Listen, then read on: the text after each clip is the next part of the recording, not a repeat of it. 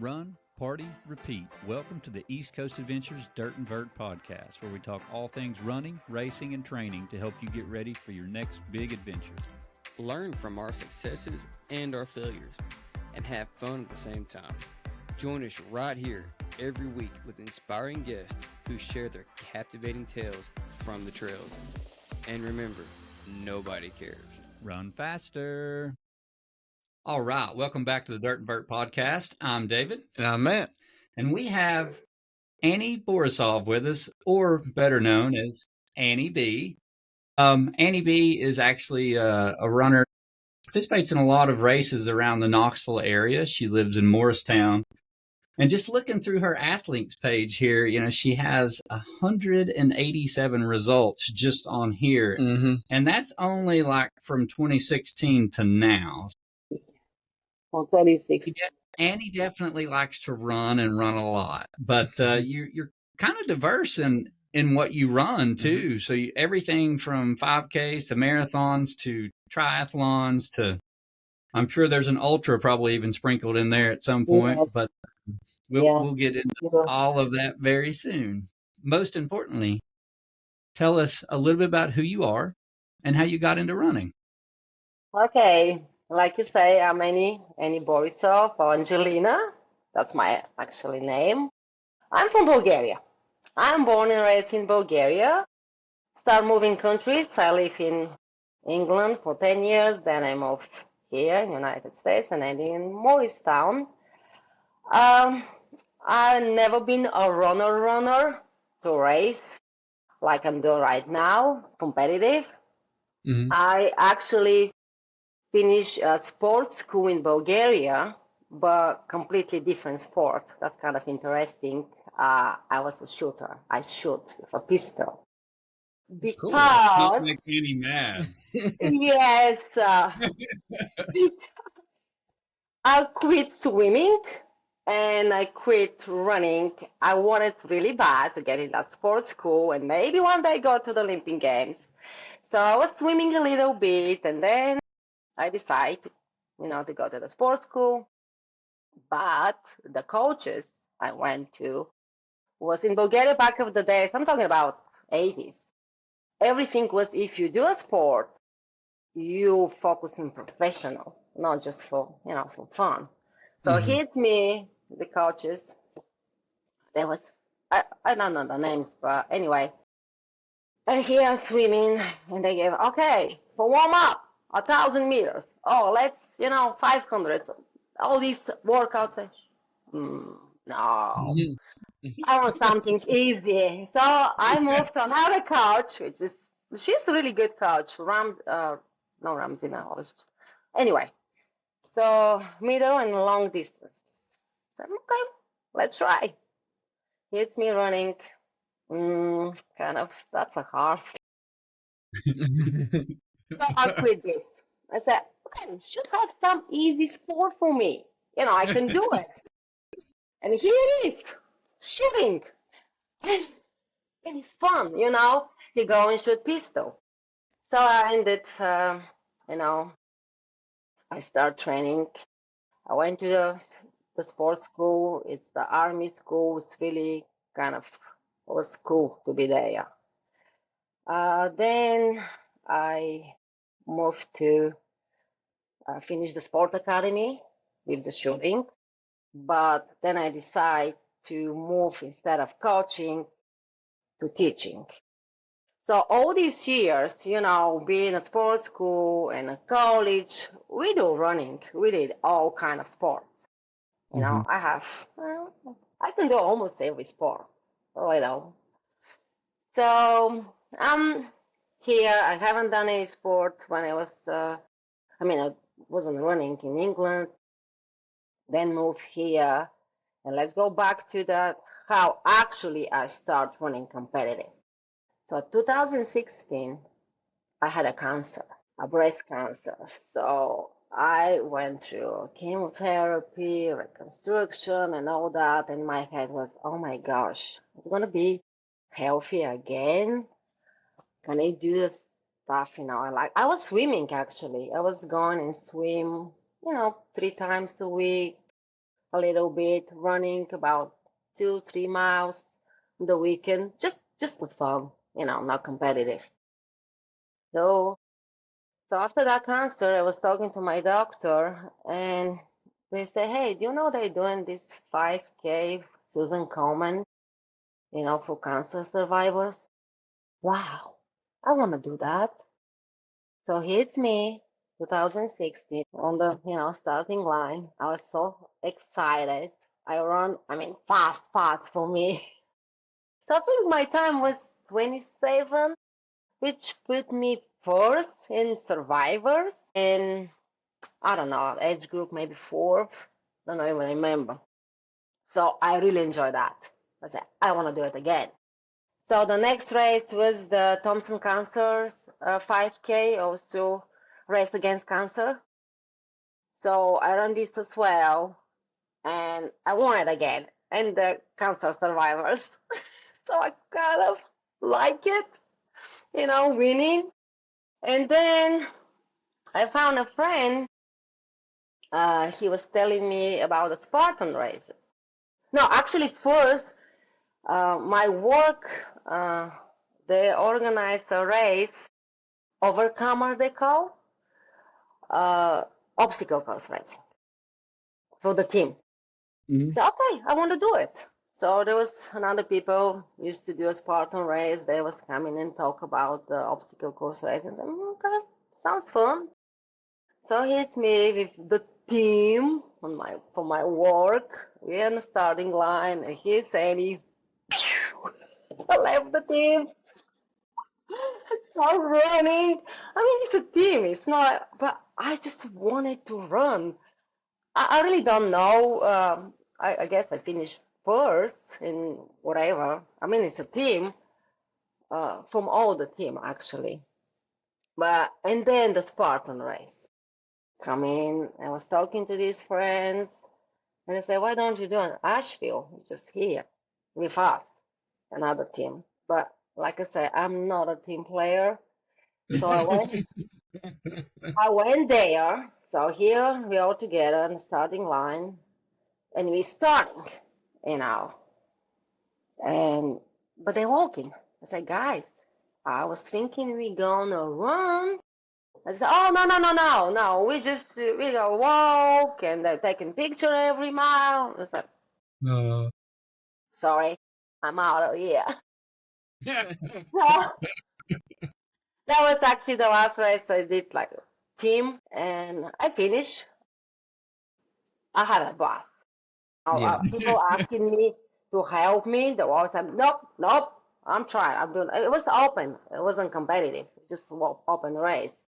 Mhm. So I kind of get hooked with the Spartan races. So I start running mostly Spartan races, and here and there, I'm starting meeting more friends. And, hey, let's do this race. Let's do that race. So that's kind of I start running. From this Susan Common 5K. And every time it's okay, let's do okay, can I run longer? Okay, 10K, a half. My first half actually was Knoxville Covenant and Half 2019, I think. 2008. 18? 2018. Oh, okay. So that was my first half. I said, okay, next gonna be okay. Yeah, my goal was to run under 2 hours. And I remember I met on the expo Bill Rogers. Is he right? If I remember right, he won a Boston Marathon, I think, a couple times. Ooh, wow. And he said, "Hey, don't go fast because we all runners. We start and we go fast." But I listen. It's okay. I don't remember my time. I don't even remember. Probably 1:57. You were 157. You went under Uh, 2 hours. She's got a good memory. I mean, yeah. these numbers, Uh-huh. these times are right. She's guessing here. You always remember your first, marathon, your first half, first 5K, 10K. I don't even remember, but yeah, I know my PR. Thank you. But yeah, and then I became a runner. And then, of course, I wanted more challenges. I get the ultra, and then triathlons, and I still have some in my wish list races I have to do. What was your first ultra? Actually, was Spartan Ultra. 19, North Carolina was freezing cold. It rained the entire time. A lot of people quit. I think the percentage of finish was 40, maybe less. Yeah, Wow. it was cold, but it was my first one where I was miserable. I said, I'm not quitting. No, no, no, no, no. I was doing burpee in the mud. I have pictures of it. Oh my gosh. I was having fun. I was having fun. Golf? Yeah, sounds kind of for ordinary people. Yeah, just having fun in the cold and the rain, the mud. Yeah, I was gonna say that Yeah, race was in North Carolina in yeah, November, so I imagine yeah. it was not the best weather. No. It's still one of the coldest ultras. 9 hours Yes. out there. 9 hours 20. How many miles was it total? Uh, I don't know my watch. It's over 34 miles because no, should be 31. Because the ultra is no 30, 31. But the Spartan miles, it's a Spartan miles. They're longer. There's not like a 50K exactly. Yeah. Oh yeah, Yeah. because they got to Yeah, fit some obstacles in and design it through the yeah. course. So Yeah. but it was Mhm. at least 30 miles, I'm sure. Oh Yeah. yeah, over 30 Looks like you miles. did really well. You were first. Look, probably. I guess was that first in your age group or first female? I'm trying to. It First doesn't really age tell group. you well on here. First age group. First of your age group. Well, great Yeah, stuff. I started racing age group. I think 2019. I think because what is that open with all these people? Say no. Yeah. No. So, That's yeah. good. Yeah. Yeah, looks like you've done really good. Looks like you also did Lookout Mountain. Yes. I love that race. Was that the 10K? 10K, that was the first. I did the 10K, then the next year back with 18 mile. How many times I did it? Then I twice, and then I did the 50 mile, which was horrible. I think I finished the race, but the problem was I didn't think about that my battery, my headlamp. Yeah. Oh my gosh. I was in the dark. Mm. After the Oh, last aid station, even I was start worrying. I said, guys, I don't have battery. My one was some creepy one from Walmart. And the guy said, you have time. Don't worry. We give you a battery. But his battery didn't last long. Just a little bit. I barely can see. I was like, okay, I can do it.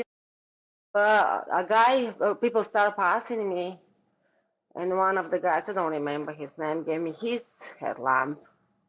But still, I lost a lot of time to look the trails and find my way. I use my watch died, of course. I use my phone to see. I said, oh, they found you, no problem. They know I'm out there. But yeah, I finished, I think 7 minutes, the cutoff time. I was so disappointed.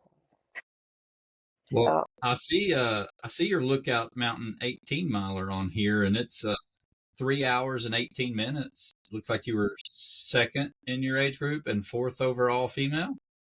mm, Does that sound right? I don't know. I think I was first in the age group. I don't know. I don't remember. It's Because great. I have of these, the wild trails, they send you a little kind of a word, and it Yeah, say, yeah, I think I'm a first in the 18 mile, but doesn't matter. that's awesome. I Age mean, group. great time regardless. And then, so Lookout 50 miler, has that been your longest distance to date? Yeah. I mean, we're not counting the Ironmans. That's 70.3. Yes, it's 50 mile. That's okay. And Lookout Mountain's not an easy race. No, It's it's not. not. I just that year, I think it's 2022, 20. 2020. Yeah. Okay, I wanted to do hard races, and even I did Utah Spartan Ultra. I did the Big Bear and Wow. Killington, which I was looking for hard races, not easy flat ones, just something, challenging. So yeah, this one. Yeah, mostly ultras. The Spartan ultras I did. What is your favorite? From the Spartans or from Just a just marathon? overall, everything you ran, what is your favorite style of race? Do you like the Spartan races? Do you like triathlons? Do you like the 5Ks or ultras, marathons? No, Like no what is 5Ks, definitely no 5Ks. Has to be longer, right? It's changed with the years. First, I loved Spartan, the ultras. And then I loved the Ironmans. I only done 70.3. And now I kind of like the marathons. Mhm. So I'm in marathons mode now, back to Yeah, back, and back. you ran 4 marathons last year? And where all did you run those at? What all locations did you run? Okay, so I always run Knoxville. I love Knoxville. It's here. It's my home marathon. So I use in Knoxville like a last long run before the marathon. So run Knoxville. Then I drive to Boston, run Boston, drove back. I think I worked a couple of days, left in London. Actually, it was only so Boston is on Monday and London is on Sunday. So not even a week to recover. But then I ran London and I PR, kind of surprised everybody because most of people say, don't do it. You're going to hurt yourself.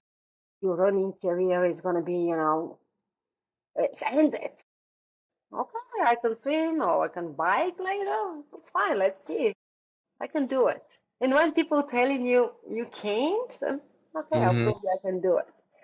Yep. So I ran London, and after London, I back and went to Fayetteville. I run Trifecta, Ultra Factor, and then I think the following weekend, not sure how this we did with my friend. No, that was the year before the Ironman Chattanooga. So it was kind of Well, back to back. So you ran Knoxville Marathon, and then it's not too far before Boston, and Yeah, then you this did Boston, and then you did London. That's pretty good. was That's crazy. Was that's crazy, some and good I'm doing it, efforts. and I'm doing it again. I'll try to do it again this year. So I'm ready to sign for Knoxville. Then it's Boston, but this time I have 2 weeks to recover. It's not like the next weekend. mm-hmm. Oh, I have 2 weeks time, then Boston and fly again to London. And probably I'll skip the Spartan race because I want to do the Chattanooga. I'm already signed for Chattanooga, the half Iron. I want to do better. So, we see. Got to have goals. Yeah. Yeah. So what is your best time at the Knoxville Marathon? I was using Knoxville like my slow runs. Okay. So it's never push on Yeah. Knoxville. I think it was 4 hours, 11 minutes. Last year was 4 hours, I don't know, 20, no, something like that. I don't remember. Knoxville's one of my favorite marathons that I've done so far, and I'll be back there with you this year. You'll see. We'll But run that. I'm running it slow. I'm not pushing. Last year I paced a friend the first half, and then it was kind of slow for me. And then on the second part, I just took off. So I finished the second half faster. I never That's done what this I, before. My second half is always that's what I slower. want to try to do. Finish the second half faster. It's definitely not that way. But I think it's kind of cool on here. I was just scrolling through your stuff, but you've ran the OCR World Championships. Yes, I did. Looks like you've done it. Did you do it twice? No, we just, what year was that? 2022 or 23? Well, I've It lost. was kind of between again some crazy stuff after Killington or before Killington. I did it. So yeah, but I wasn't good. I'm not good at obstacles, especially in the OCRs. It was fun. I had a blast with my friend. Oh my gosh, that was You really must have fun. done two different events because you have two different Yes, results. yes. The I think it's 3K and 15K. Cool. One is shorter. Now, do you have to do something to qualify to get into that? Yes, I think how you place in your age group during the year, the OCR races. Okay. Yeah. Well, that was probably a pretty rememberable experience then.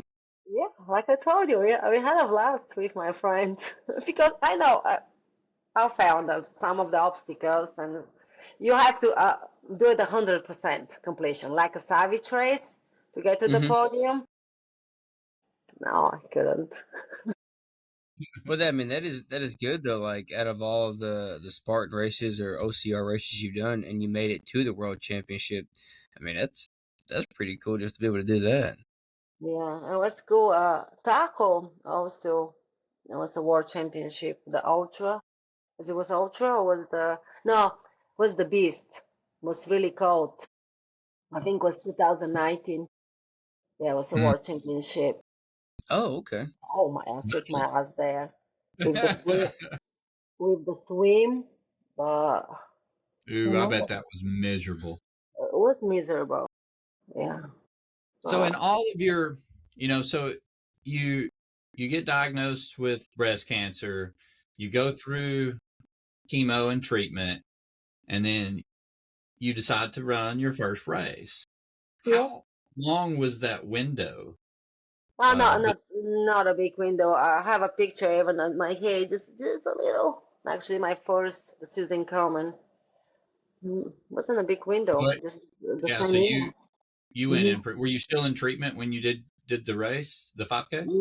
No, I done with the treatment. I done with the reconstruction, everything I done. I think August I finished everything, and the race was October. Okay. They don't do this anymore in Knoxville. Do you think you would have started running without that? No, my life changed after that. I can see, differently. I don't know. I enjoyed running before also, but it wasn't that much. Something happened. Yeah. Something But happened. it's I feel alive again. After that, I was thinking I'm done. Because most of the people, even the doctors, I have to be careful. Oh, don't lift. I said, watch me, I'll lift. Because they remove also my lymph nodes as well. He said, don't lift anything. Don't use your arms. I said, why not? And they even wanted to keep my port here for 5 years. I said, why? Oh, Wow. if you cancel return. I said, don't put this in my head. It's not gonna return. I'm done.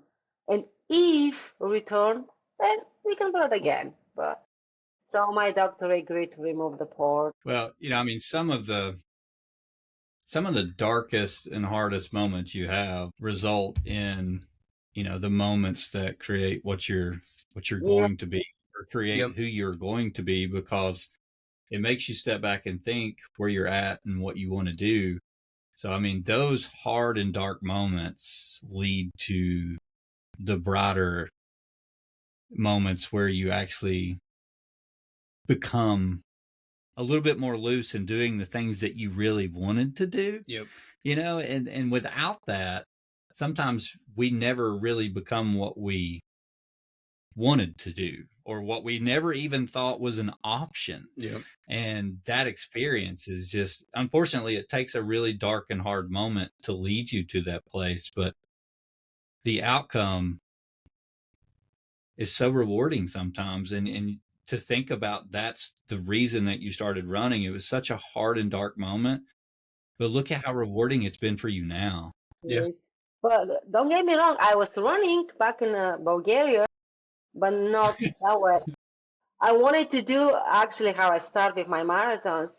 Back of the days, we have that Sofia marathon. So I was maybe 23, 4, not even remember what age. No, maybe older. So I wanted to do that marathon. But actually the half, not the full. I wasn't ready for the full. So before every marathon in Bulgaria, they check your blood pressure. I was so excited. I'm going to run my first actually running race. My blood pressure was, phew. And the nurse said, I'm sorry, you can run 10K. I said, okay, thank you, 10K, 10K. So I ran actually my first race, running race, was in Bulgaria. I don't remember the year. It was 10K, and I think I done it under 1 hour. Even was 58 to 59 seconds, so 59. I can check. I don't know how can I look because I don't remember the year. So Yes. so in Bulgaria they would check your blood pressure before you ran? Used to, back of the Oh, yeah. days. Yeah, Now, and no. Yeah. I have a question Yes. about just, you were talking about Bulgaria and Uh-huh. you went to sports school. Mm-hmm. What is sports school? It's like, okay, so how can I explain? For boys and girls who actually are really good in that particular sport, so they go in a sports school so they can train, focus of training. So they used to call us like a future Olympic champions or so we train morning and in the afternoon. Some of the kids actually come from a different cities and they sleep there. We have like a dome, how they call it, the school. It was pretty cool. It was pretty cool because back of the days, hey, don't get me wrong, we've been a communism, but everything was pay. Mhm. You comes, summer come, winter come, it was going, food, shoes, tennis shoes, clothes, everything, including. Same with my college. I got lucky. I've graduated 1989 before all this happened. So everything was paid. Now it's not like that, I think. Yeah. So how So old yes, were you? How old were you were in sports school? uh, 7th grade. So I apply 7th grade, yeah, and then straight to the sports school. I go to the college. So basically I guess what they're trying to do is like raise you guys up for like future Olympics so you guys can go to I the have a lot Olympics. of friends actually. My best friends are Olympic champions and good, So I was now probably have to Google. I was training with Maria Grosdeva. She's probably 5-time Olympic champion. With the Oh wow. shooting, yeah. Yep. And I I've mean, heard a lot of stories about that where because I guess the United States really doesn't do that particularly. I mean, but other countries, I mean, they are very serious about the Olympics, and they will take kids from a small age and yeah. they sports all the way up Back because of they're the trying. days, yes, they come to the school. Okay, here the coaches, we go to the school and look at you and say, okay, you're good for swimming. Oh, you're basketball. You're for gymnastics. It's not like, oh, I want to train, gymnastics, but you're not gonna be, I mean, now everybody can be. Why not? But yeah, just focus on that. Well, that's really cool. It is I cool. was curious when you were talking about that. I was like, I wonder what age group, like what age range that was. So that's interesting to know. Um, so you tried running, then went to shooting, and then how did you how did you end up in Morristown? Why Morristown? Okay. The Eastern countries, Europe, and all this we hear about. big, great United States, big country. So we have kind of lottery with the green cards Mm-hmm. to move here. So my ex-husband actually won the green card. So I ended here. Like I told you, I lived in England before, Mm-hmm. but then we decided to move here. So that's how I ended here. Well, how did you pick Tennessee though?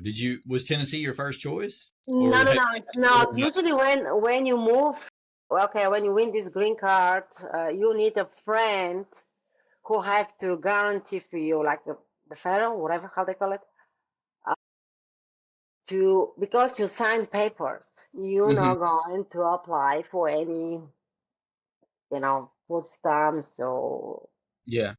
help. No, you come here to work. So this friend actually was living here in Tennessee, I mean Morristown. So he guaranteed for us. And if something happened, if he couldn't find a work or something, he will take care of us. We're not going to apply, for please help us, for Gotcha. example, something like that. Yeah. Well, that's great. That's a Yeah. good friend. Yeah. Yeah, he is. So, and after years, you can apply for citizen. So Mm-hmm. actually, I have 3 citizenships now. I still keep my Bulgarian. I got my British citizen, and I have American citizenship. So that's why What? actually I can go to London and run the London Marathon. Ah, That's Yeah, really cool. that is it's my good. time. What year did you become a U.S. citizen? Oh, I don't know. I forgot. It's Been a while. Been a yeah. while. Yeah. So I'm here about 12, 13 years. 13 years. So maybe 10 years ago or 9 years ago. Oh, well, okay. Yeah. That's kind of cool that that helps you with the London Marathon. That's really Yeah, cool. that Yes. is good. They have like, every marathon's got like a age, good for age, they call it. Good for age, and you can put your time. Mm-hmm. I'm Really still cool. trying for Berlin, but I'm not that fast. Mm, So they say Tokyo is the hardest. And now they Tokyo. added Sydney. Yeah. um, so I got to ask you some Okay. questions. So in 2016, you start running Hmm. in the States, and then you go through your treatment, you do your 5K, then you just kind of start rolling through races. Yeah. At what point in this journey did the bike accident happen? But just now when I actually wanted to run my full Ironman.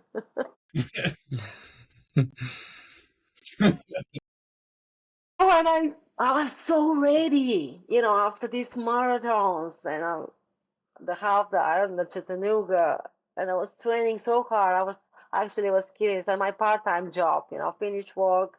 I'm working nights.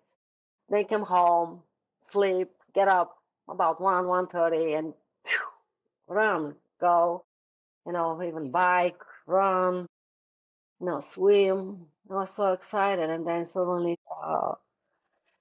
so let's see what it's gonna be. I'm not sure. I'm still thinking if I'm gonna do a full this year because I don't want to just to finish. I want to do good, not just. I know I can finish. Well, I know I can finish, but I want to finish and maybe qualify. Yeah. mm-hmm. So did your accident happen in 2023, For 2024? 2024. last year, Yeah. Okay. So it's right after all those marathons you did? yes, yes. Okay. After I finished, the Chattanooga, the half Ironman, that was May, Mm-hmm. and then I start training for the full, and the accident happened June 27th. June 27th. June 20. Was you in like the middle of a hard training block, or was it just a Kind of, normal? yes. I was starting kind of build more. I have 2 hours bike. Then I'm not sure if I have run after that, a break. So yeah, How long were you? How long was your total time out? that's the funny part. So after the accident, I started seeing my friend Eric. He's a physiotherapist. He's a really good one. He helped me a lot, a lot. We started using this DIBA, I think they call, uh, using electro pregnancy energy help to recover the tissue, kind of cool stuff. So actually, I get really, really recover really fast. So 11 weeks after the accident, he said, Annie, you want to try and go ride a bike? I said, I don't have a bike. I said, I'll give you my bike.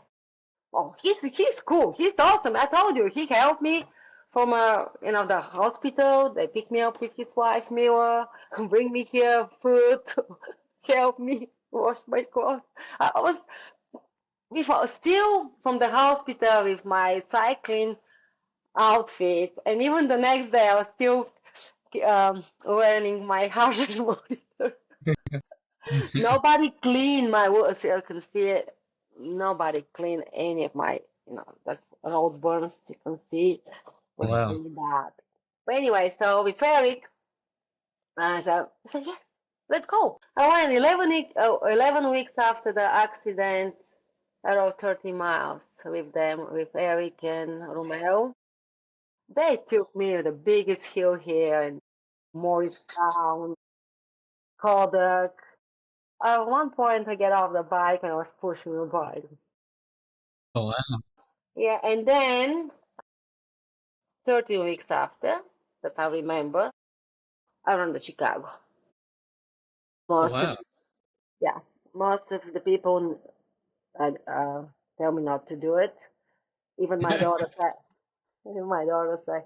Mama, if you hurt yourself, I'm not gonna help you anymore. Because the kids was coming and help me, a lot of cook and wash me, and I guess, imagine, I was just using one hand and just hopping on one leg.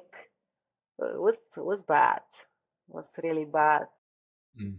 So So during that wreck, what all was like injured Yeah, or if you don't care, if you don't mind, will you mhm, tell listeners about your accident, like what happened, and then all the yeah, injuries you sustained, just so they know what all you went through in yeah? 11 weeks? I mean, 11 That's pretty weeks. amazing. Yeah. There was Uh, some like magic potions going on and then somewhere, and but then third that Eric and then Classic, guys, 13 go weeks. to him. yeah, but yeah, go ahead. If you don't care, will you share the story of Yeah, what happened? okay, Oh, so okay, it was Thursday maybe. I have 2 hours bike, so I decide to drop my car in Walmart, change oil, and I told the guys I'll be back in 2 hours. I have a workout for 2 hours, get on my bike. So I was riding my bike. I was usually using the back roads, but at one point I go to 160, just a point 0.7 miles, and it's down the hill, and I love it because I can fly, feel free, I'm fine. So here I got probably 20 minutes left of the workout. So I'm going down flying with 30 miles per hour. Check my Garmin. So and I'm looking. So I get close to the intersection. I see a car waiting for the left turn. No any cars next to me. So I mean on the 160. So I look at her in the car. I said, okay. She saw me. I was wearing the green outfit, cycling. So she saw me. So I was going. But then, more close I got to the intersection, she decided to turn. hmm Oh, nowhere to, I couldn't stop. No way. 30 miles per hour. When I check my Garmin, I try to slow down, but no way. So I just get ready. That's it. It's happening. So I get my muscles up and then Get tensed up. All tensed Yeah, up, yep. and just happened for seconds. I just bam on the asphalt, and start screaming for my bike. I didn't think about myself. I was thinking I'm okay, but actually I wasn't. I was thinking about my bike. Even the first responder, when they came in, I was yelling on them. I said, get my bike, here, the wheel. Even the guy, he said, it's okay. It's only the fork is a little broken. And I said, you don't understand. That's not a freaking Walmart bike. You know? Yeah. And I just got that bike. I was training for my Ironman. I only have 265 miles on the bike. But yeah, I refused first to go to the hospital. But I said, okay, I'm going. Wanted to go to work. I called my boss and said, I'm running late. I'll be there. I just had an accident. A car hit me. I said, what? He said, put vacation day. You don't have to come in. Like, how are you? I said, I'm okay. I'm fine. But I wasn't. So turned out my legs was broken. My tibia broke plus collarbone. So I was kind of stuck. So tibia, fibia, Tibia, and your yeah, and the collarbone collarbone. all Yes, broke. all Your broke. left side? And all the left side. So Oh, wow. I couldn't use crutches. Even the doctor say, okay, here the crutches, go home. No, I can use. So my friend actually, Eric, get me that walking cane. So I start hop on my leg, one leg. So was the left side is what you probably landed Yes, on? yeah. And she hit me on the left side, you know. Yeah. So But it's either Yeah, the impact or the landing just broke everything on the left side. yeah. No ribs were broken at all? No, No, no, wow. no. It's just the leg and the collarbone. Probably the collarbone from the fall, the legs from the impact, I guess, because I don't even remember. So I was thinking I'm fine. Yeah. yeah. But When you experience something like that, it is so slow motion. Yep. It's like it takes an hour for you to fly through the air or do whatever you're doing. Like it's like, oh shit, this is about to happen. You have a whole conversation with yourself as you're like going through it. And then once it's over, you're like, man, that was forever. But it's really like just a few seconds. So you didn't lose any consciousness? no, I That's didn't. great. Well, that's good. No, My helmet was good. Actually, it's not broken at all. And I was okay, I think. I mean, that was good that you were actually wearing a helmet. Oh yeah, Some people oh yeah. don't even wear helmets. I mean, because I don't think it's Tennessee state law to wear a helmet if you're over The 16. bike? No, yeah, you must wear a thing. Yeah, I don't remember now. yeah, I don't remember either. But I didn't land on my head. I guess I landed on my shoulder. Yeah, even it's funny because you can look in your Garmin how, where it's flaw. It was bad. Yeah, Yeah, I was feeling for my bike. I didn't think about myself. So I'm fine. Yeah, thank goodness you had a helmet on. yeah, There's some ultra races I wished I'd had a helmet on. So yeah. I mean, you're not wrong. might just have to buy one to take with me for some of these races. But Get you one of them thin leather helmets like the football players. So what I think is really just pretty amazing is that you broke your tibia, your fibia, and your collarbone. And in 11 weeks, you went on a bike ride, and then you ran a marathon? Yeah, So, I did. Wow. How was that? It's all about how bad you want it. Most of my friends say, no, I mean, sometimes broken bones is more than how bad you want it. they were sending me these, reels with the guy, and probably everybody was seeing it on Instagram. The one is showing the broken leg. He said, how broken is broken? Can you run? That's what I asked him every time when I was going back to my doctor. I said, can I run? How long is gonna take me? I'm not 20, 30s to recover. Recoveries take longer on that age. And even when before everybody was thinking I'm gonna do just 5K in Chicago. No. I said, I'm not driving to Chicago just running 5K.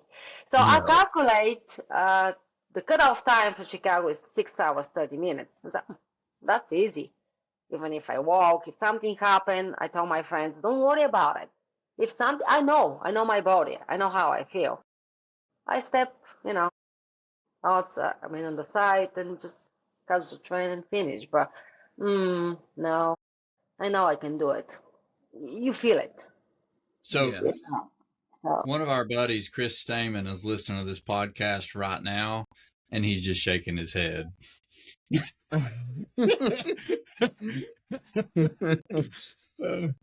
He got injured and he's been out for a while, and you break your tibia, fibia, and collarbone, and you run a marathon and ride a bike in like 11, 12 weeks. So He's been out for what? he had a serious injury, but Yeah. it's still he's been out since. He's been 6 months. I don't know. It's been a while. He still isn't running. He's biking, but the bike is good. yeah. So I can just imagine he's smiling and shaking his head right now because he's like, why am I running? Even I was looking at my videos from the Chicago. You can see one, I think it was the 30 kilometers mark, kind of start limping. I don't remember. I was so excited and my daughter called me. I was in mile 18. I said, Mama, I took the kids with me. I said, Mama, where are you? I said, I'm on mile 18. Maybe 1 hour and a half, I'll be finished. Enjoy you guys to do shopping. Having fun. I don't slow. That's what it's all about. Yeah. The first half, I think I was trying to keep about 10 minutes per mile, and then I slowed to 11 minutes. So I did it for 4 hours, 37 minutes. Well, so, that's incredible. Considering everything that you had just went through. That 11 weeks that you were out, what did that do to you mentally? I was afraid. One moment I'm okay, get in track, I have a little dumbbells working out, try to do pistol squats or whatever I'm doing, and then the next. Are you doing pistol squats and dumbbells with one leg and one arm? She's doing it on the broken leg. She's like squat curl.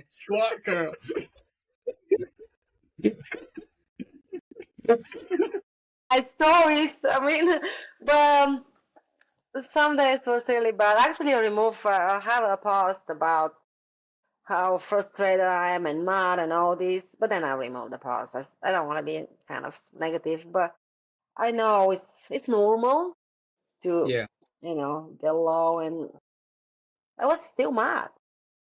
What happened, because like you said, it's somebody took it away from me. And that's definitely what we were talking about before the podcast. Is a lot of the listeners will probably relate to this, but it's like when it's your choice not to run. Oh, I'm too busy, or I've got this thing this weekend, I can't run. That's so much different than when it's just taken from you completely and you're helpless, and even when you want to run you can't.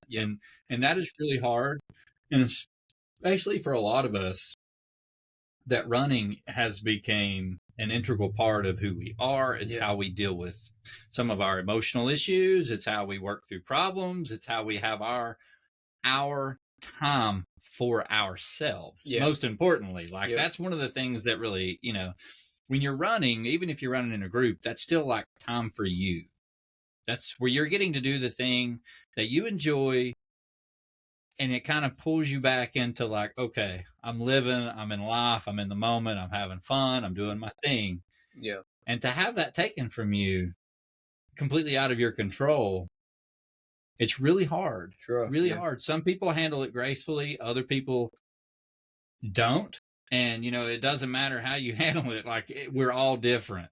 And But unfortunately, there's nothing you can do to speed that process up. And that is what makes it so hard. And I would imagine that's what was so hard for you, is just you didn't know when you would get to run again. Yeah. Yeah. And it's still, I mean, I still have pain after certain miles, and still I'm slow, try not to push a lot. But, after the Chicago, actually, I guess maybe I rip a muscle, my calf, tear a muscle, and kind of Eric again, taking care of my friend, best friend. So I'll fix you, Eric, come here. So, I was yeah, totally expecting her to say, I just didn't even worry about it, because if you want it bad enough, you just go. Yeah, you're right. no, for real, it's all mental. It I is. said, how you do that? I said, oh, I can do it. I don't think about, oh, it's a 50 mile or 100. I still don't do. That's my goal, 100 miles. It's coming up. And I just know I can do it. I just go, well, if it's not finished, we see. We see. So, well, it's So crazy, what? Okay, I've got to ask you now. You just threw it out there. So You said it. you want to do 100 miles? Yeah, yeah. Have you got one you're targeting or circling? No yet. No yet. No yet. But I'm looking for one. I don't like loops. And the problem is I haven't done it so far. It's because I don't have that kind of here. I don't have ultra runners who can pace me or crew me. Even one of my friends say, "Oh, Annie, you don't need a crew," because I did the Tough Mudder without crew, by the way. Yeah. Annie, after this podcast, Yeah. you're probably going to get messages of people that say they will help you. Oh yeah. Okay. Yeah. We will help you. You throw it out there, like what event you're going to do, and people on here is going to like want to join you, want to help you. Yeah, we have a group on Facebook. It's called Dirt and Vert. Yeah. And sometimes runners will get on there and just ask for a pacer because they haven't found one for their 100 miler, and people will pace them. And we'll add you to the group. Yeah. Yeah, nobody pays me, and I always run by myself. I mean, you run a little bit with somebody, and then they took off. Especially if the trail, you know how it is. You're by yourself. Nobody runs with you. So yeah, I've been asking to pace friends, but I'm busy with another stuff, and I feel bad when I can't go. But yeah, I don't know which one to do.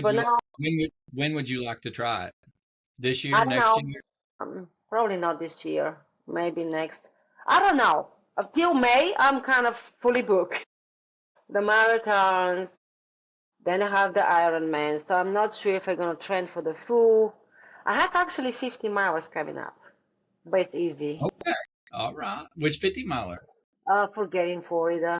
Got in Florida, yeah. Well, that's why I decided to get flat one, Florida, just to get back to my confident level that I can run that distance. I know I can run it, but I think it's 16 hours cutoff time, and it's so funny because when I look in the website, it's Anny Borisov, 11 hours something. You know how we get the rank list and the ultra? How they call that? So I said, okay, 11 hours, can I do it? I don't know. There's a lot of good 100 milers that you can look at too. So when you get ready to sign up for one, let us know. We'll help you. Okay. Florida Keys 100. It's 100 mile. It's 100 miles on road, point to point. Okay. Yeah, I like point to point. Point. Yeah. It's you run the entire highway down the Florida Keys. Or, there's Yeti 100, which is a rails to trail. Yep. It's down, up, down the Virginia Creeper 3 times. It's 100 miles.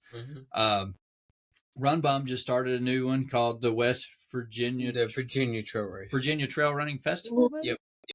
And it's in October as well. It's 100 miles. And it's a 50 mile out and a 50 mile back. We have plenty of the ECA team that's going to be at that one. So But that another a lot of people really, use it really now. good one that is really, really fast too is Tunnel Hill. Mm-hmm. And it's in the cold. It's a PR course. It's where a lot of the top ultra runners go to try to set a world record. Oh, that's all. But I It's where always, October is the Chicago, then something else. Maybe winter time. I mean, Yeah, November. I think December. Tunnel Hill is what Yeah, is it? it's cold because it snows. Yeah, it's yeah. in the winter, I think. I got to double check. But when you get ready, let us know. We'll help you find one, and Yeah. we'll even try to help you find a crew. Yeah. Some of the good ones you have to be on the waiting list or sign earlier, and you never know what's Yeah. gonna Well, we'll help happen. you find one. That is not a problem. Yeah. Well, he'll be dead, definitely. Hmm. Not all races have a waiting list. The good ones. What about bad water? I don't know. I, Yeah. So, I gotta ask you, your transition from like 5Ks and then you do Spartans and you do triathlons and you do 50 milers. Have you learned that you have to do anything different nutrition wise, etc., for different style of races? I'm so bad in nutrition. People ask me all the time, what are you taking? Before race, after race, every time is different. Whatever I feel like it. Sometimes I just go and run an empty. I mean, not even take anything. Oh, I Yeah. forgot to get my gel. I mean, I know it's bad. Maybe if I follow some good nutrition plan, maybe I cut 3 minutes of my time. I don't know. But to be honest with you, I run a 50K with 5 bags of chips and soda. That Mm-hmm. was Virginia 50K, Spartan 50K with a friend running together. I didn't want to eat anything. He said, oh, chips. They have the chips and the aid station. A bag of chips and Sprite. We go, run. Next one, chips. 5 bags of chips. So I know recommended guys to run a 50K with the 5 bag of chips, but that was the 50K. I did it. You know So what? So you're getting sodium, you're Yep. getting carbohydrates, and you're getting sugar. correct. You're actually hitting all of them, Yeah. so you're doing good. And Yeah, now in the Sprite, it's got plenty of sugar to help to help you with keeping your, you know, being able to push and keep Yeah. your consistency up. So that's but not bad. mostly Good. Yeah. try to take sodium, salt tablets, and Yeah. try now about 45 an hour to get a gel, something to eat. But I'm not really eating. I can't, after certain miles. And even I remember one of the ultras after the transition, I just grabbed Uncrustable, but I Mm-hmm. couldn't eat Those are it. great. So Those are great. I put it in my bra. So I was running. I mean, not running. We're climbing. We're climbing, and I can't. Eat. And here's a guy. I forgot his name. I'm sorry. I'm so bad with names. He said, "I'm so mad." I said, "What happened? What's wrong?" I forgot to get my Uncrustable. You're in a hurry and transition, and say, "You know what? It's your lucky day. Here." I said, "I'm sorry." I said, and he said, "Are you sure?" I said, "Yeah, fine. You can have it." So I gave it my first, but I was fine. I usually get a peanut butter or some dry mango curry in my belt. What else? Honey. I got Oh yeah. honey, little packs. But I never feel hungry. Never kind of feel I need it. And that's good. That's Yeah. a sign that you're eating enough. And Yeah. Yeah. if you were having a sugar crash, you would sure know it. So that's what I was trying to say a Mm. minute ago when I went completely brain dead. But it's like the Sprite's enough to keep keep you from having that Yeah. sugar crash as long as you're getting it enough. So I mean, it's not bad. 5Ks and half marathons, you can almost get by with nothing. With nothing here. But when you start getting into longer distances, especially when you get into the 30 plus mile range, Yep. nutrition's key. Yeah. I mean, it really is. You need to be taking calories. So Yep. when you go to do your 100 miler, That's something you'll have to train for. Your long runs are really important for training for food. She'll be eating those Uncrustables then. Yeah. I ate a lot of those over the weekend. I probably eat, I don't know, 8 of them in the 100 miler I just did. After the race, actually, not the first day after the race, the second day, I can eat an elephant. Oh, how you eat that much and you say skinny? I'm talking about no runners, people. I said, don't call me skinny. I said, look at her, I'm eating. I'm hungry. After a race, a big race, I will eat. This is like, I mean, I don't eat the best anyways. Like, I eat pretty healthy most of the time, but I mean, if I want a Reese cup, I'll eat 3 of them. It's not a big deal. Matt sees me eat Reese cups every day. I love the white Reese cups. It's my weakness. But after a race, I will kill some gummy bears. I will eat pounds and pounds. They stuck in my gums. I can't eat gummy bears. Man, I have ate a 3-pound bag of gummy bears in 2 days before after a 100-mile race. After this weekend, Brittany said we're gonna get us some Mexican food. Gone. Like I'm so hungry. Like as soon as I got home, I started eating it, and then that night it was like everything is gone. Because you're right. After a big event or a big race, I mean you're hungry. Like you just want to eat, even for like multiple days afterwards. You got to recover, and you're just constantly eating. So what electrolyte do you use? Pedialyte. Pedialyte. Pedialyte, yeah. That's what I use. Whatever free stuff they given us on races.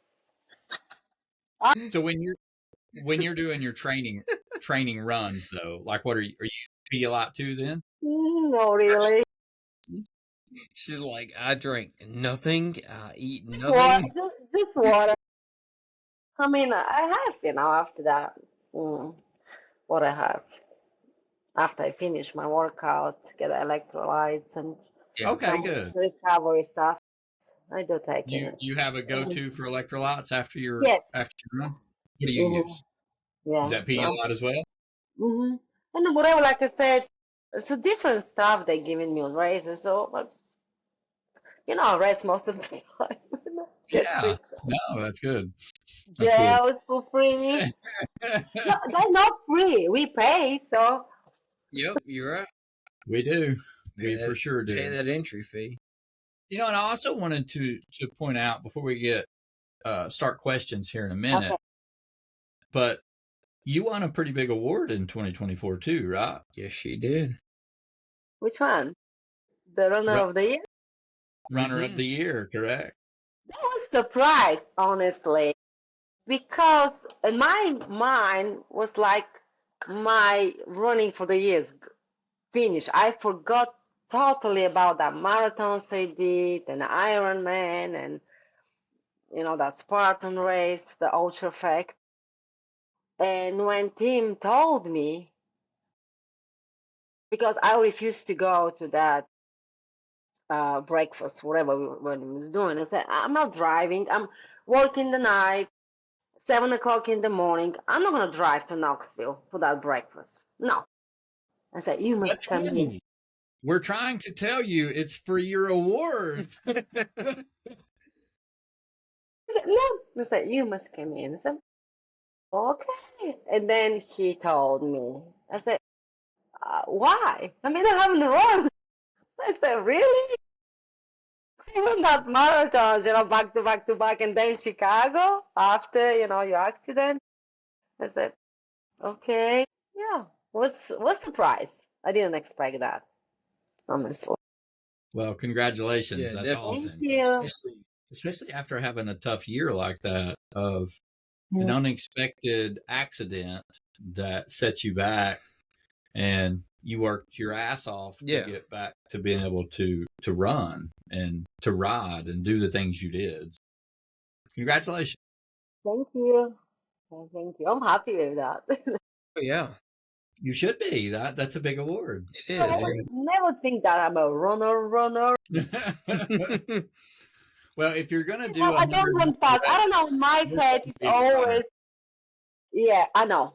Doesn't matter how fast you go, but in my head is you have to be fast, you know. Yeah, I mean, that's the thing. It's like, at the end of the day, you're a runner if you run. Yep. It doesn't matter your speed. It doesn't matter Right.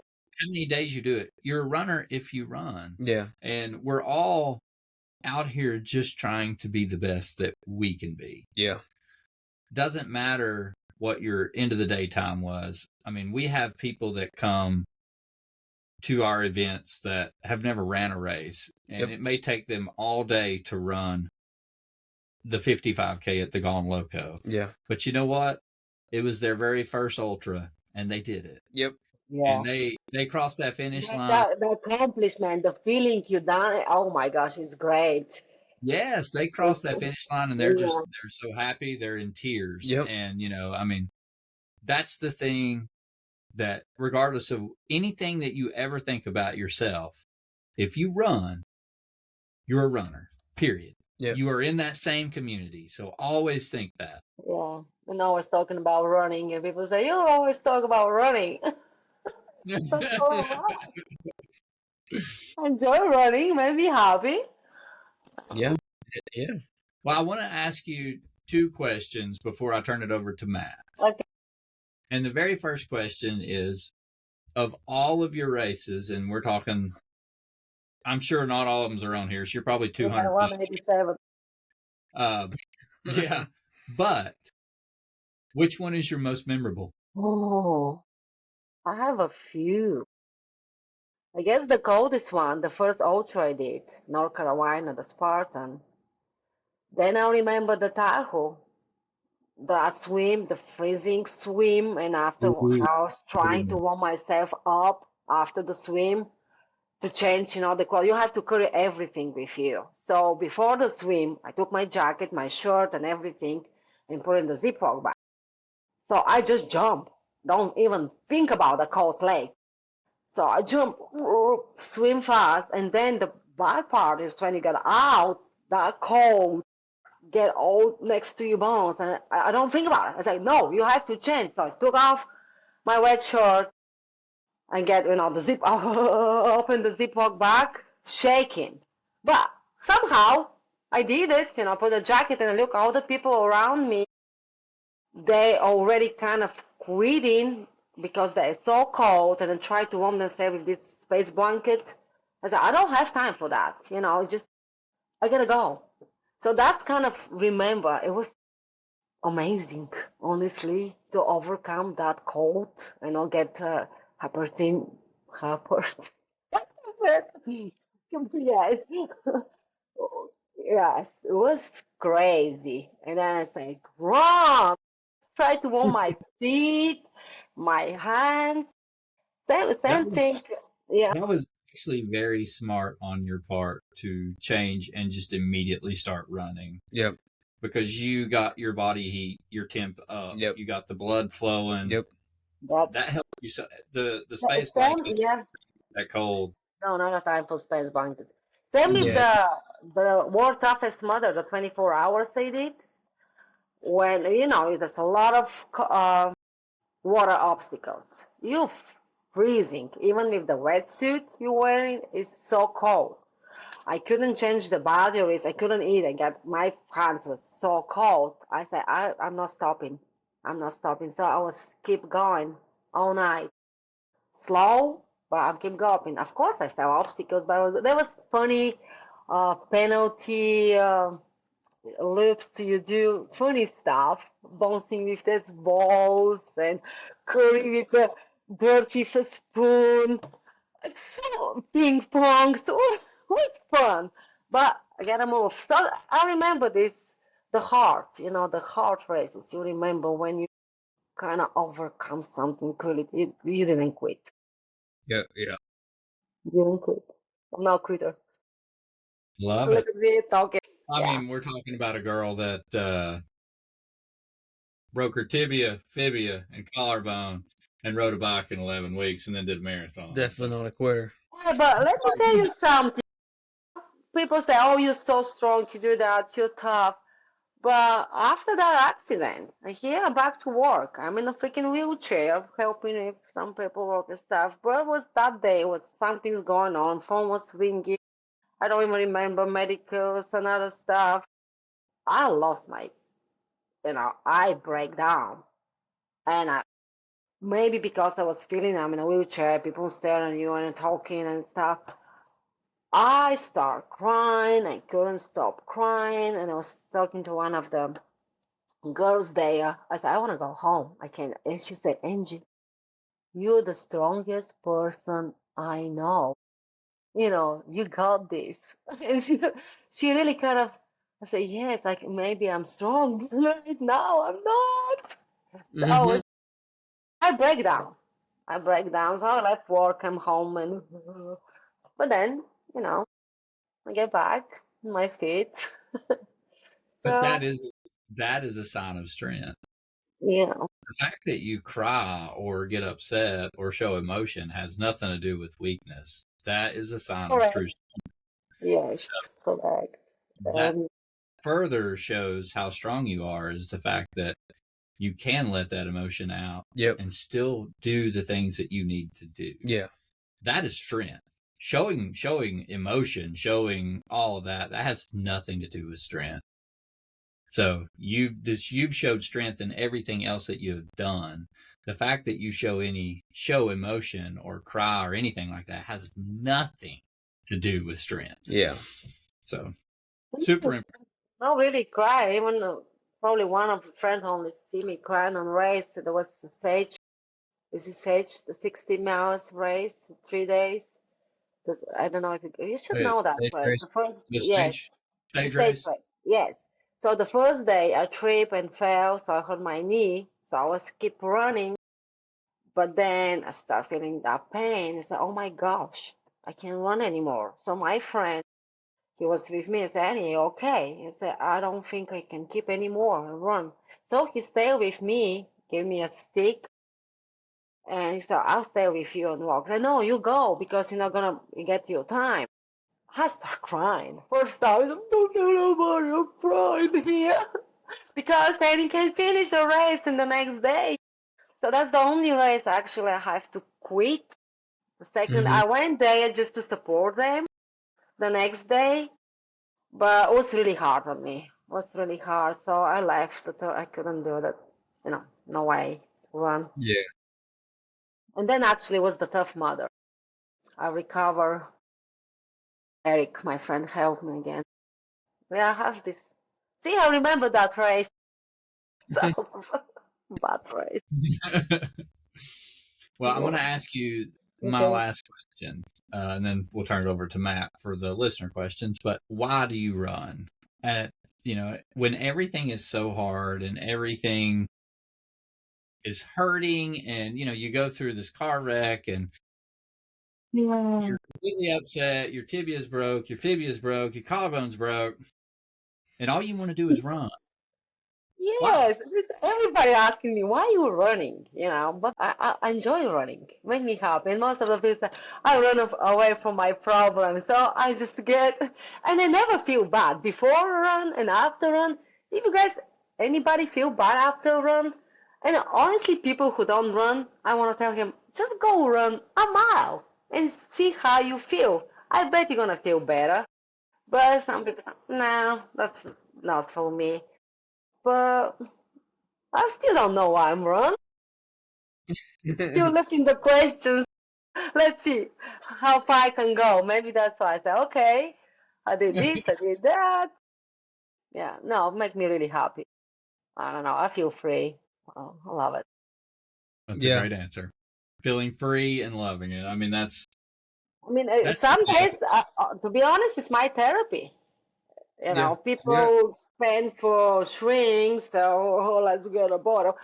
That's a different story. You find something to can calm you down. My running, because I need to run. And even when I get stressed out at work and another thing, life, I said, I didn't run enough. I gotta run.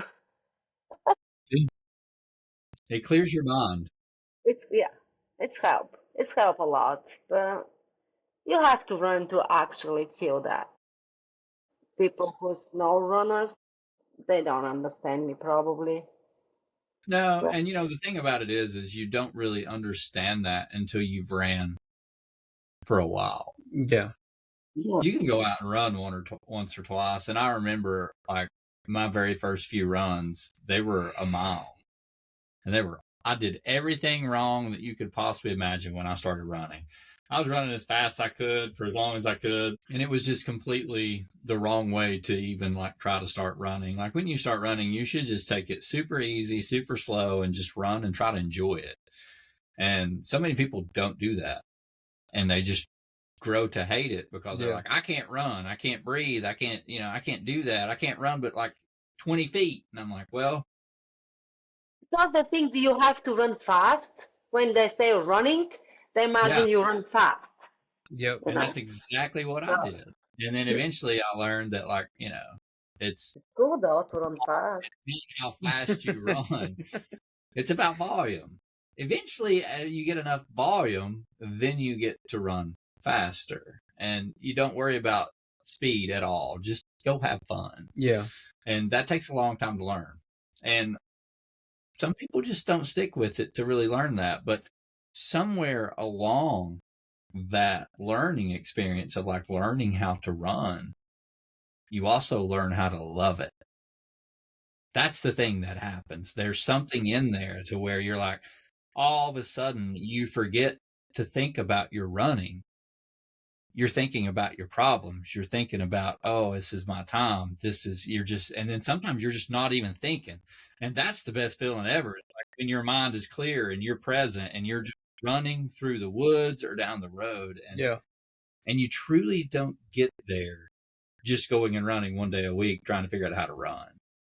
And it's just not going to happen. Mr. Williams? All right. We'll turn it over to you, sir. We have about 5 listener questions.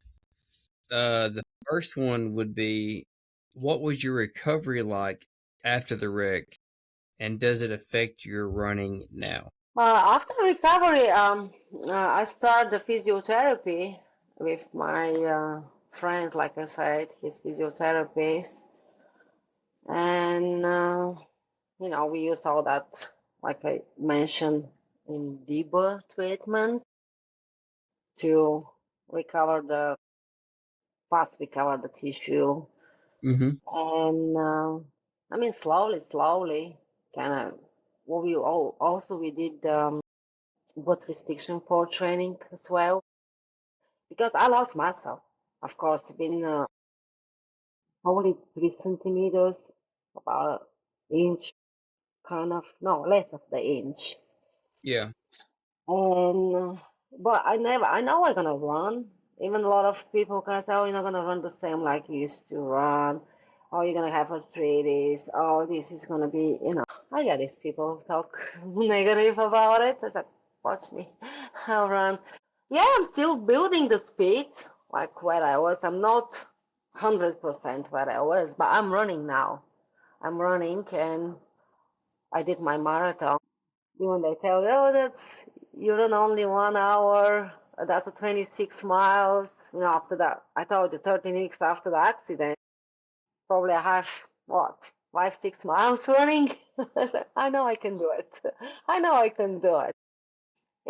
You don't lose endurance just for 10 weeks. So, yeah, speed, pain, but I can endure that. Kind of, like I said, my mind kind of switch, like I don't feel the pain. Turn the pain switch off, turn the negative stuff off. I just focus on my running, just enjoy run. So, yeah. Perfect. The next question is, what advice can you give someone who has been in a serious bike crash?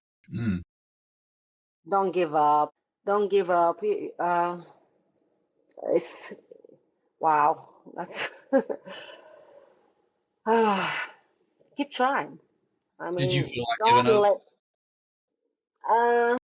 Yeah, some moments. Yeah, you have these thoughts in your head. You're asking your question if I'll be able to run again, to be the same. to do my Ironmans, how my legs gonna be, and so. But I know a lot of people who recover, and I'm sure he can recover as well, and start from a little bit back slowly, slowly. I don't know what is the serious, what is effect, the serious, crash and accident. But it's always hope, and faith. Just don't give up. No, keep trying.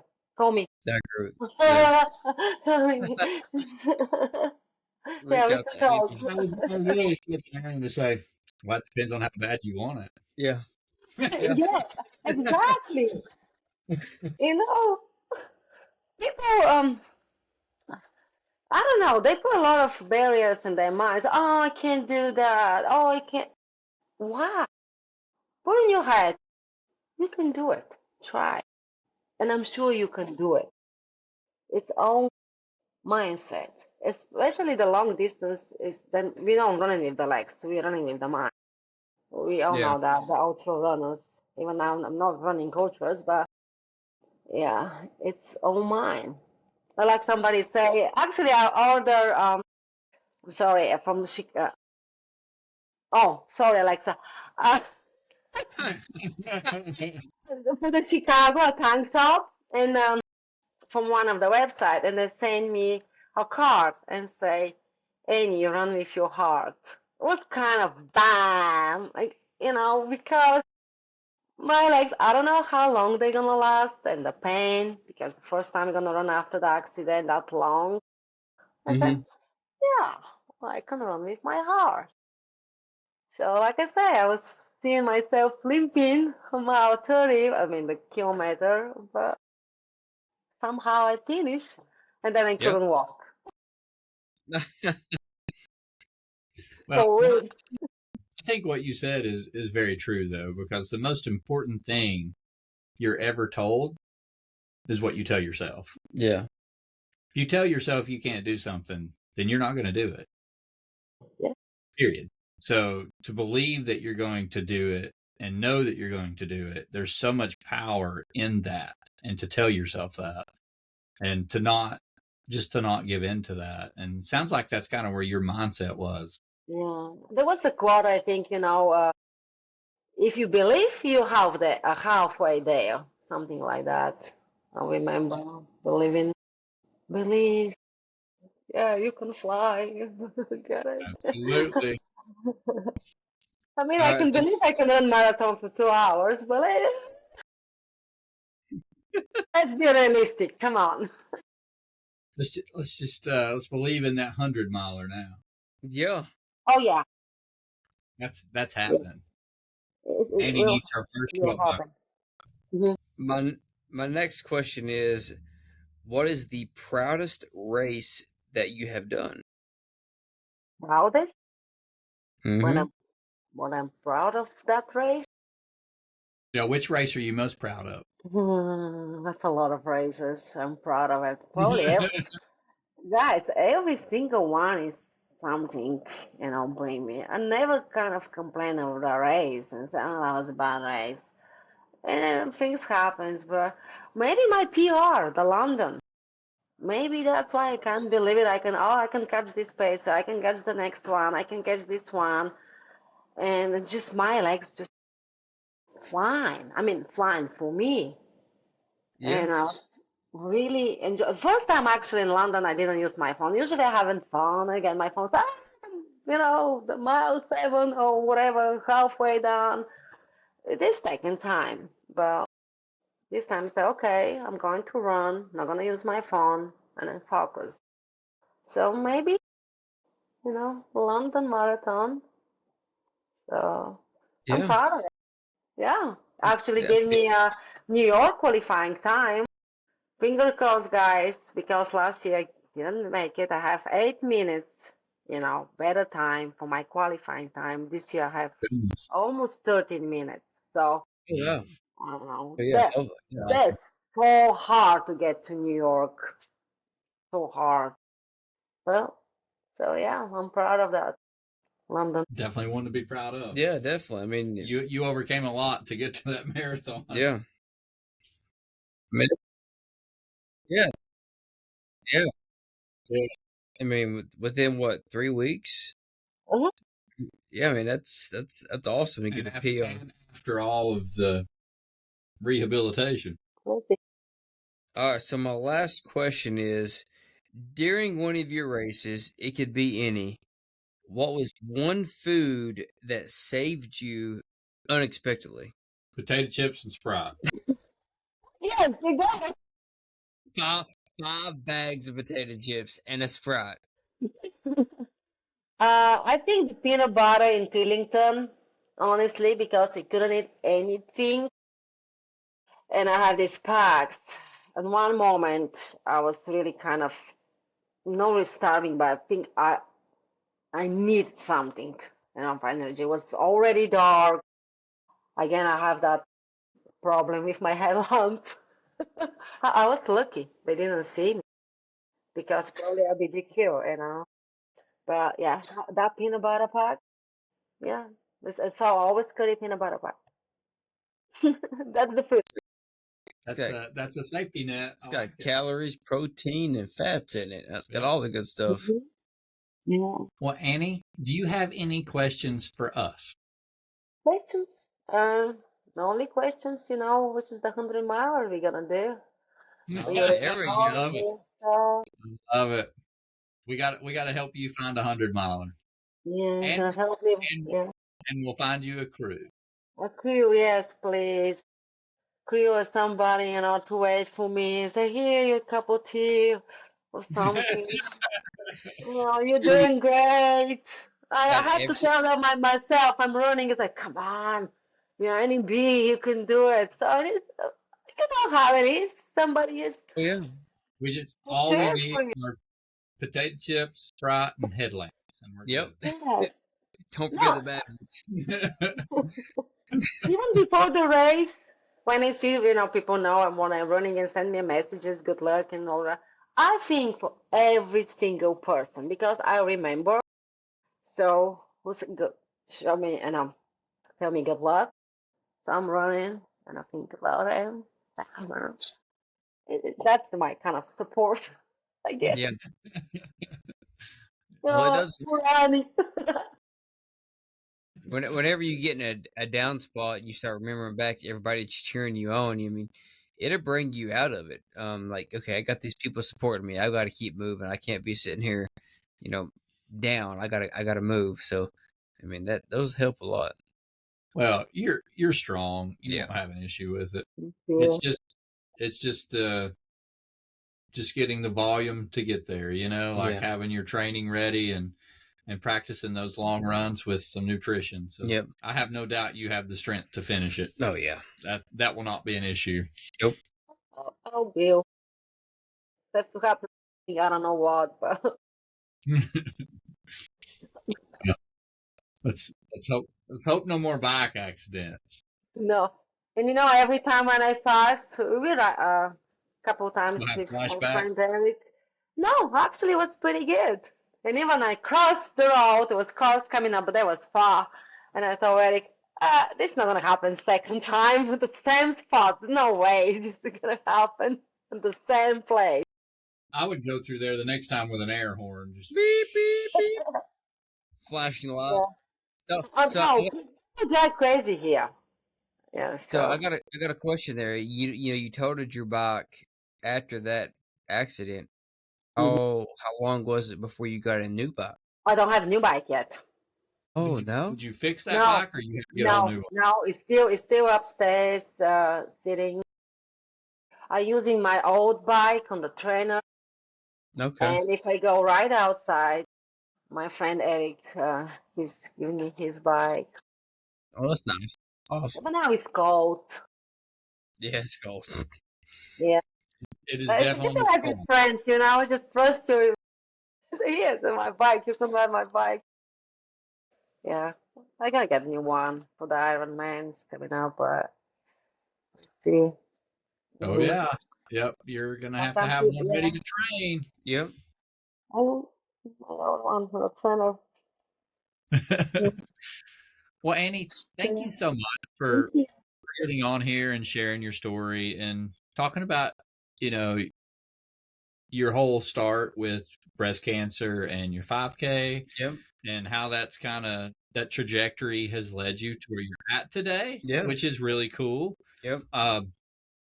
So that just kind of shows that sometimes there are really dark things that happen in our life, but a really bright thing can come from that. Yep. And I would imagine the friendships and the relationships you've met and encountered from all of that is probably much outweighs what you had to go through during that treatment. But it definitely led you in the direction of where you're at now, which is really cool to think about.